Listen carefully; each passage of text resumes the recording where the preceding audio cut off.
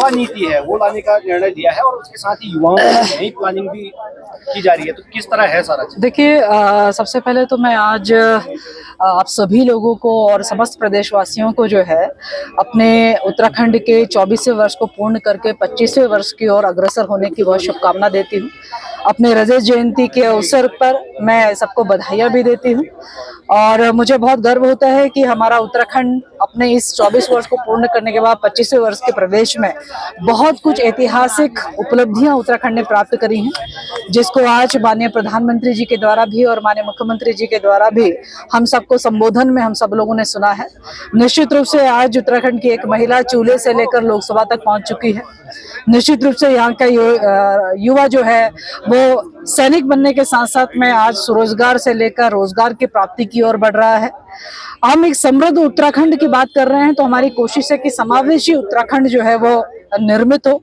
आगे के भविष्य के बहुत सारे सपने हैं, जिसमें अभी आपने युवा नीति की बात कही, जिसमें आपने महिला नीति की बात कही, स्वयं मैंने युवा आयोग की बात कही है, उसको भी आगे चल के जो है मूर्त रूप देने के लिए हम लोग लगातार प्रतिबद्ध हैं और बहुत जल्द ये सारी चीजें जो है उत्तराखंड की महिलाओं को, युवाओं को समर्पित किया जाएगा।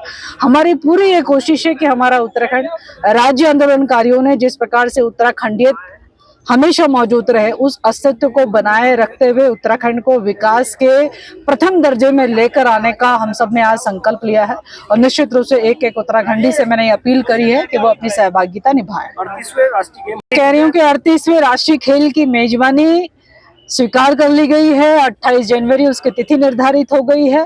उत्तराखंड देश का पहला ऐसा राज्य होगा जहां पे सारे 34 के 34 मैंडेटरी गेम्स जो है वही उत्तराखंड में होंगे और उत्तराखंड की ओर से संसाधनों के विकास में मैं समझती हूँ कि 95% से लेकर 98% तक का काम जो है पूर्ण होने की ओर है।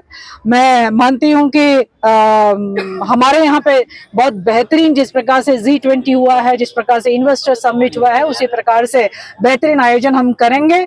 इस आयोजन के साथ साथ में हम इस दिशा में भी लगातार काम कर रहे हैं कि हमारे उत्तराखंडी, हमारे खिलाड़ी जो है वे उत्तराखंड को पदक तालिका में भी प्रथम 5 की पंक्ति में रखेंगे। उस दिशा में हम गंभीर रूप से प्रयास कर रहे हैं। पदक लाएगा निश्चित रूप से माननीय मुख्यमंत्री जी की घोषणा में हम सब लोगों ने सुना होगा कि सामान्यतः हम नेशनल गेम के विजेता को जितनी धनराशि देते हैं उसी धनराशि से उत्तराखंड के लिए खेलने वाले हमारे बच्चे के लिए मेडल लाने के बाद में उतनी ही दुगनी धनराशि उसको दी जाएगी। ये माननीय मुख्यमंत्री जी की घोषणा में हुआ है। ये अपने आप में 100% देखिए, जो उत्तराखंड का नाम रोशन करेगा, हमारा उत्तराखंड का बच्चा जो उत्तराखंड से खेलेगा, निश्चित रूप से आउट ऑफ टर्न में हम अभी तक 35 लोगों को नौकरी दे चुके हैं।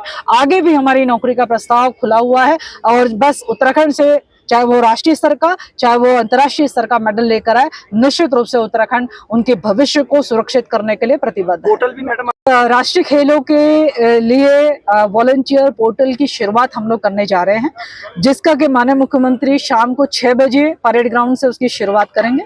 मुझे भी जल्दबाजी में वहीं जाना पड़ रहा है क्योंकि माननीय मुख्यमंत्री जी को अगले दिन झारखंड चुनाव के लिए जाना है। तो वॉलंटियर्स का पोर्टल जो है वो जब खोला जाएगा तो उसके पीछे का ध्येय है कि उत्तराखंड का एक एक युवा या एक एक बालक जो उससे जुड़ सके और वॉलंटरली नेशनल गेम में अपनी भूमिका अदा कर सके। एक बड़ा एक्सपोजर उन बच्चों को प्राप्त होगा और इसके साथ में कुछ ना कुछ प्रतिपूर्ति भी हम उनको देंगे।